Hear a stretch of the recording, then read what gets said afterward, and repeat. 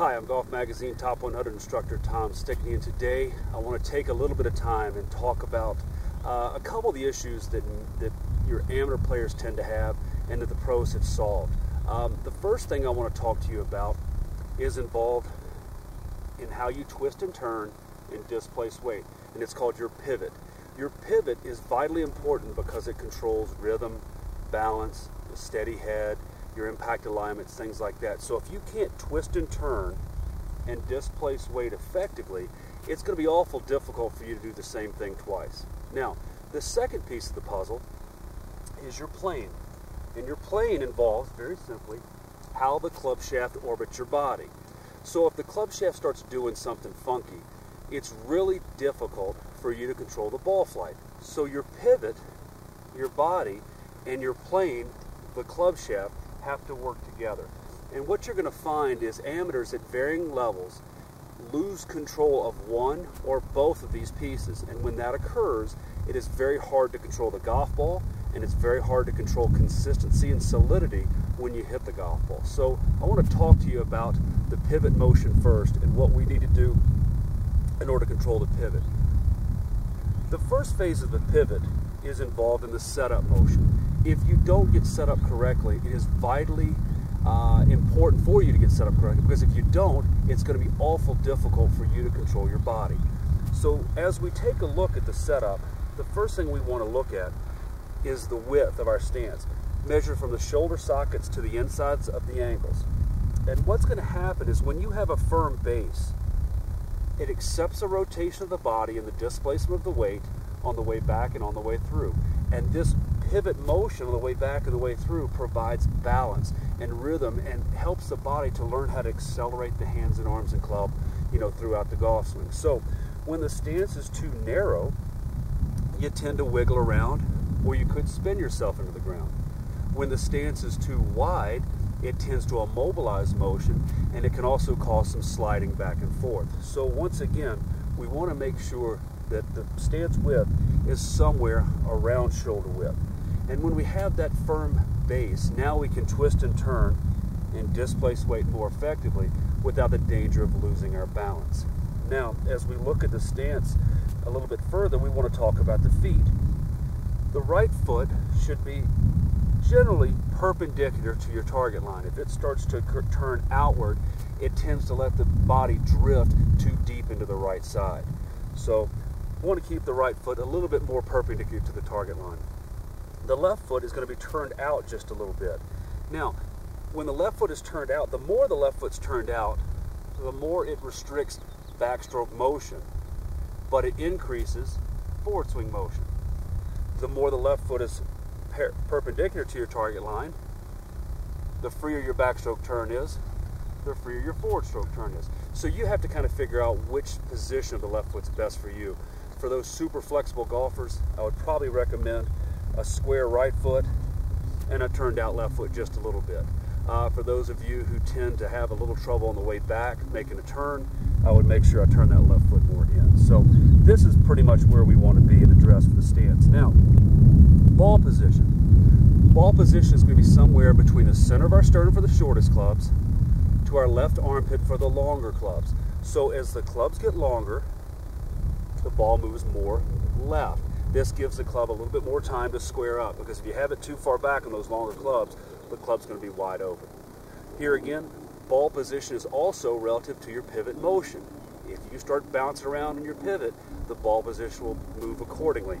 Consequently, if you start hanging back, the ball position tends to move back in your stance. If you tend to slide forward, the ball position moves a little bit more forward. So all of a sudden, we need to have a common ground somewhere between here and here to help you to have good ball position based on your pivot. The next thing we're going to talk about is your grip. Now, I don't care grip-wise if you use a baseball, an interlocking, or an overlapping grip. What I do care about is that the V's formed between the index finger and the thumb on both hands are rotated more towards your right shoulder. So what I tell people to do is take your lead hand, rotate it to the right, take your right hand, match the V, so now your palms are parallel to one another and facing the right shoulder. So now we have a very solid grip. So we've talked about the stance width, we've talked about the ball position, we've talked about making sure our grip's in good shape. The last piece of the puzzle is our spinal tilt. We want to make sure our spine is tilted a touch to the right of center. And the reason why our spine is tilted to the right of center is because our right hand's below our left hand on the golf club, which puts our right shoulder below our left shoulder. And that puts a touch more weight over here on your right side. So when we look at the setup, this is kind of what we're going to see from the front angle. And what happens is when we're set up in this condition, now we can twist and turn and displace weight and have a more effective motion on the way back and the way through. If you get set up inconsistently, it's awful difficult for you to do what you're capable of from a rotational standpoint. Now, from a plane standpoint, what we want to do from the down the line angle is make sure that all our flow lines are parallel left of where we're going. We want to make sure if the ball's on the train track, on that target line, on that right rail of the train track, we want to set our body up parallel left of that. So we start with our feet, make sure they're parallel. Then we look at our knees, making sure they're level and in line. If the right knee is higher, the hips are pointing into left field. If the left knee is higher, they're pointing into right field, so on and so forth. Then we look at our forearms. We want to make sure our forearms are level and in line. And if they're level and in line, then our shoulders are nice and square. Our arms are hanging just a shade out from vertical. And this gives us a little bit more freedom for our arms to swing past our body. So now the back angle should look like this. Bottom of the club kind of pointed at the belt line, balance from side to side and front to back, everything's square. So now, when we've set our body up correctly, we have the ability to twist and turn effectively and to move the club shaft around the body. So let's take this time to cut away to a video of common problems that the amateurs face as far as the setup's concerned, and we'll come back and we'll talk about where we need to go from here.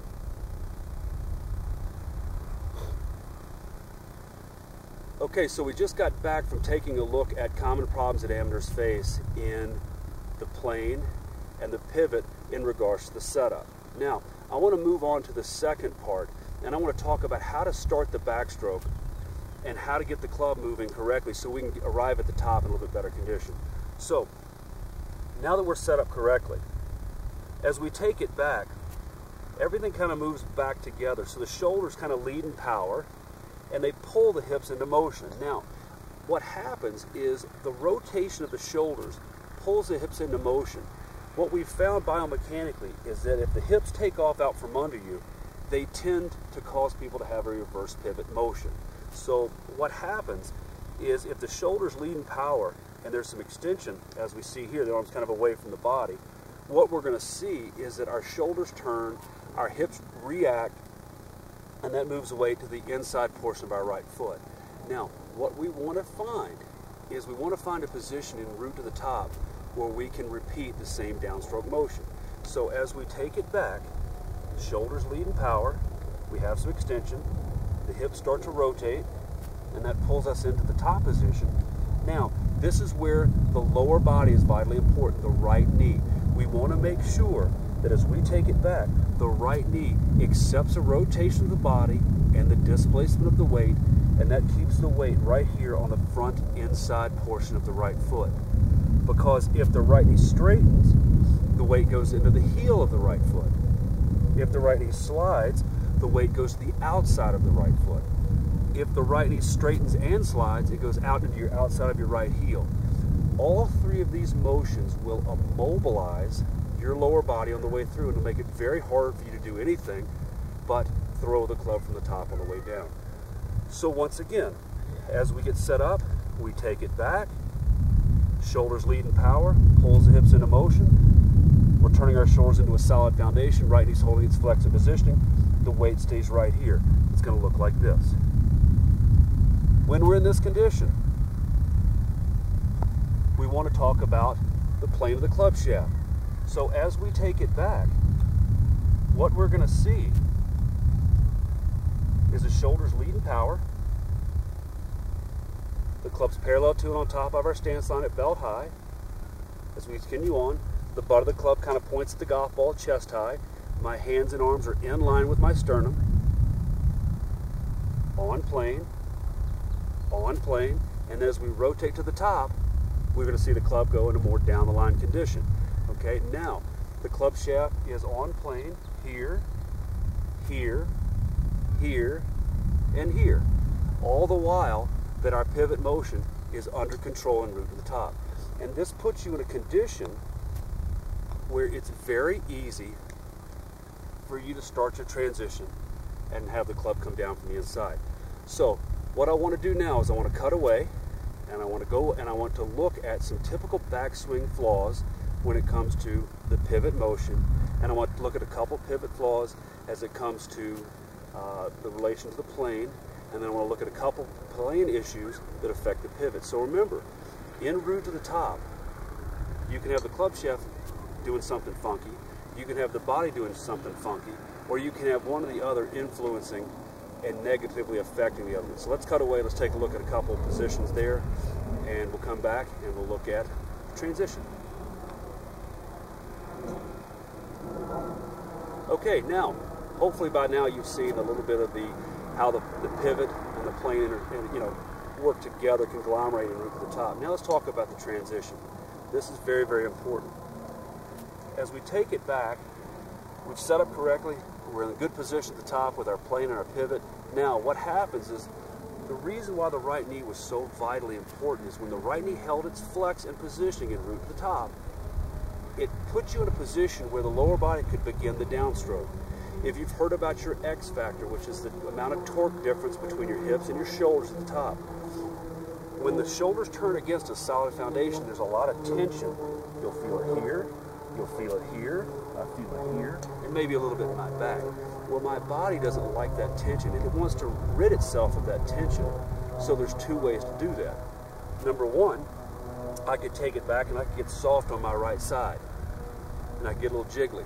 Well, we know from the examples I showed you earlier that if you get soft on the right side, you're going to tend to throw your arms at it, and you're going to tend to come over the top or from out to in.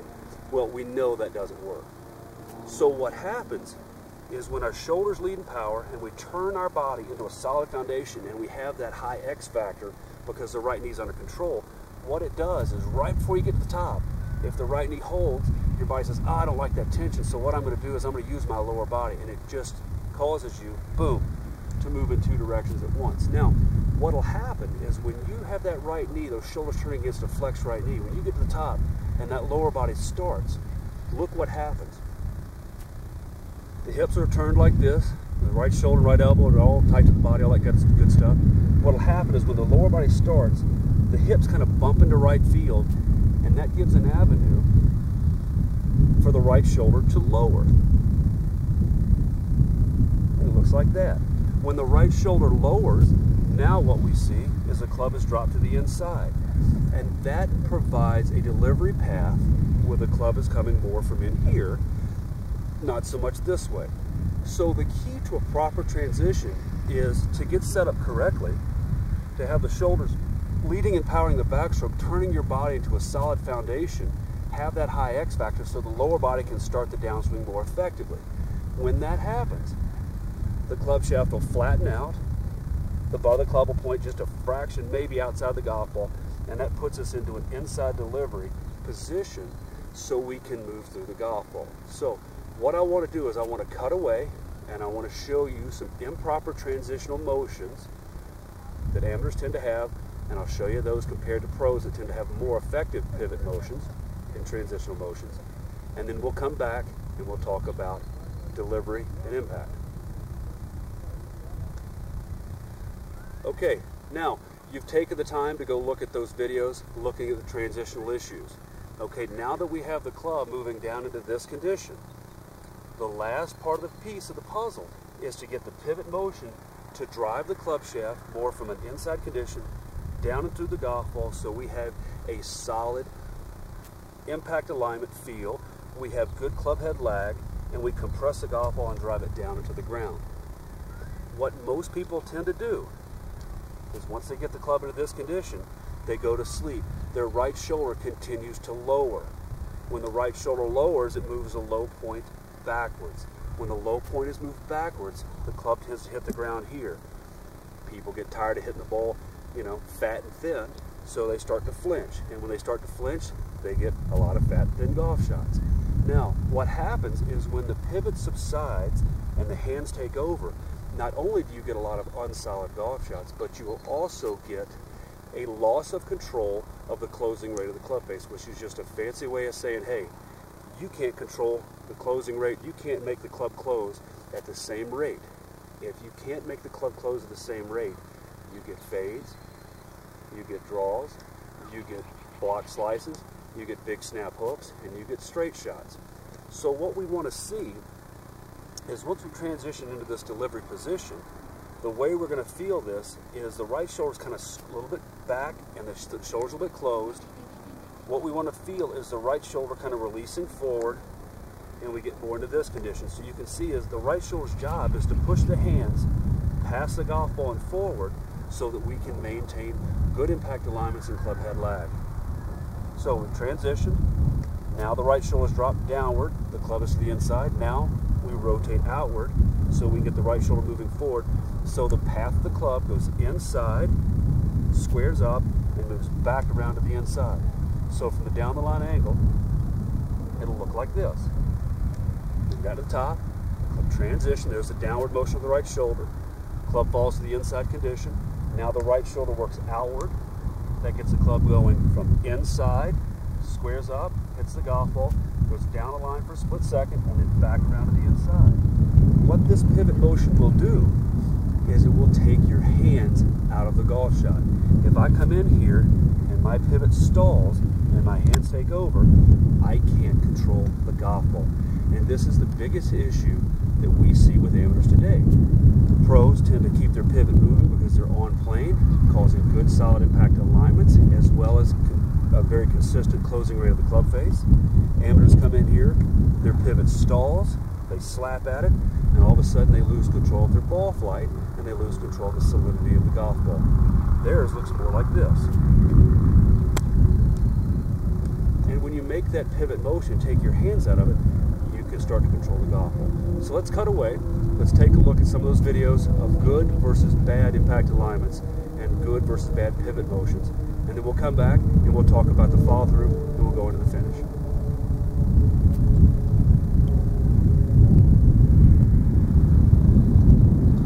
Okay, now that we've taken a look at some of the impact alignment and post-impact alignment flaws that amateurs versus pros tend to have, the final piece of the puzzle is to make sure that we move into a solid follow-through and a full finish condition. Now, what happens from here, the club is dropped under, the pivot of the body's moved the club inside square, back around to the inside, the ball is gone. Now, from here, we need to understand where the club face can be. It can be here, it can be here, or it can be here. So we've got no release, some release, a lot of release. These three positions will heavily influence the curvature of the golf ball. This one is a no release feeling. The ball tends to go more to the right. Halfway in the middle is a moderate body release feeling. The ball just gently moves right to left. This one is a full release feeling, and the ball tends to track more aggressively right to left. So you have a fade, a soft draw, a big draw. 1, 2, 3. So as your pivot motion, a la the right shoulder, is rotating forward, the hands have to react and control the club face. You have to educate your hands to produce the closing rate of the club face and the curvature of the ball that you're comfortable with. Some players come in here and they have no idea. So all of a sudden what happens is they have perfect golf swings with no club head and club face control post-impact, and they can't control their golf ball. So what we want to do is hit little pitch shots and learn how to hit fades, soft draws,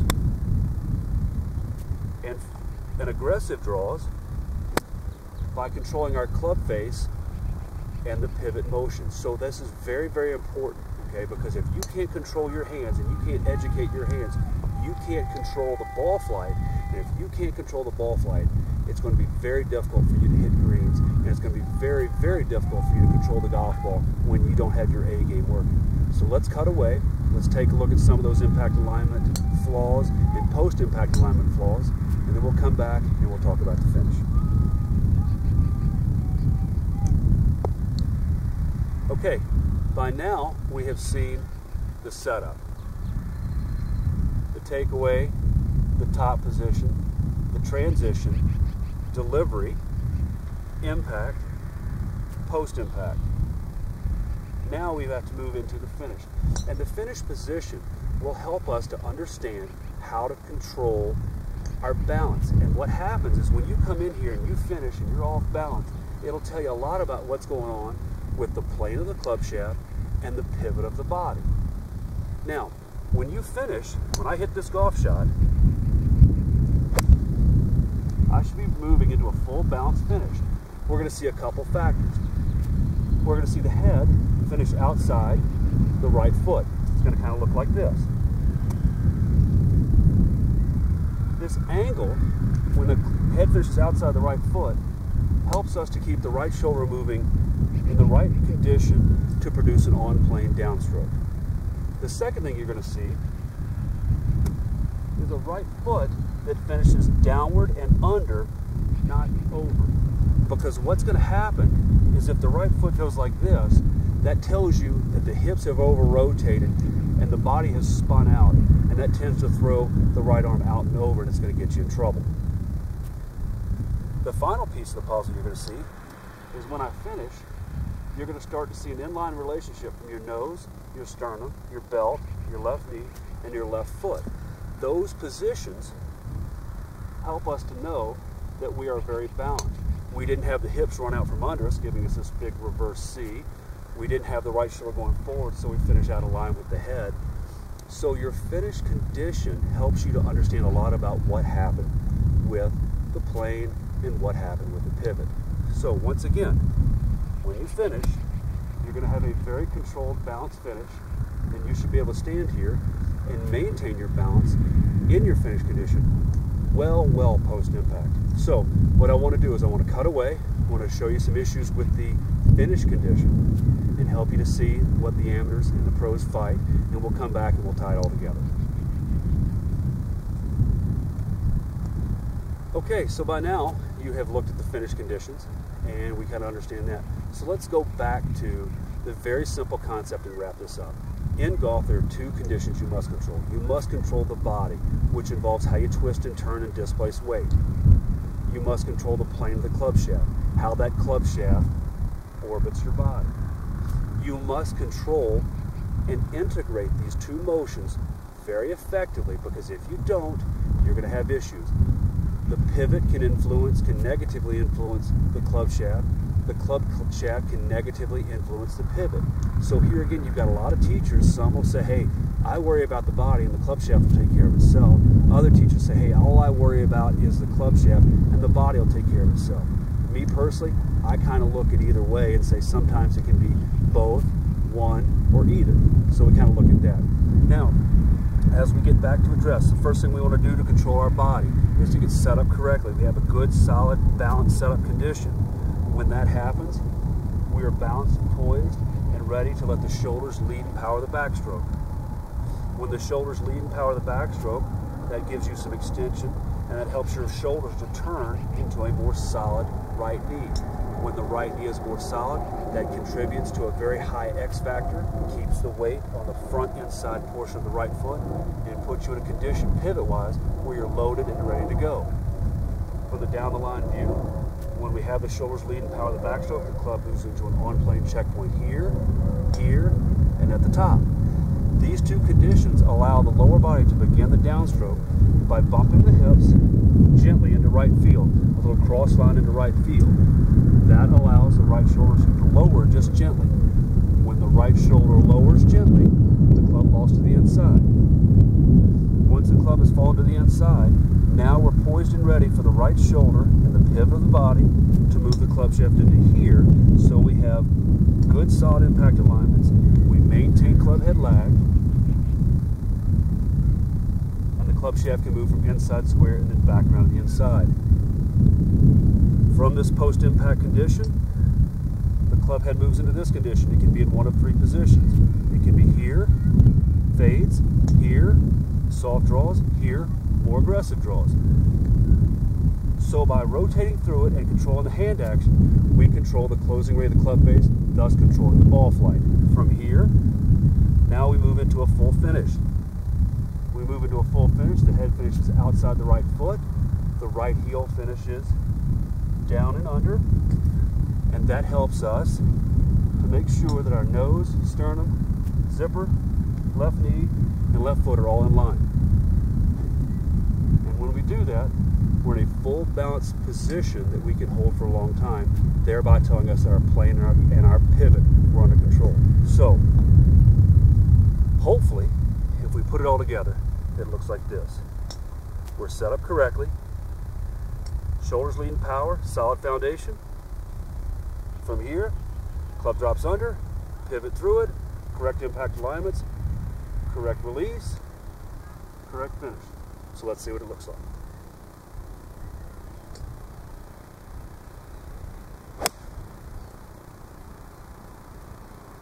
And if you do that, I promise you, you're going to have a lot easier time on the golf course. So remember, control your pivot, control your path and your plane, and you're going to be a lot better golfer.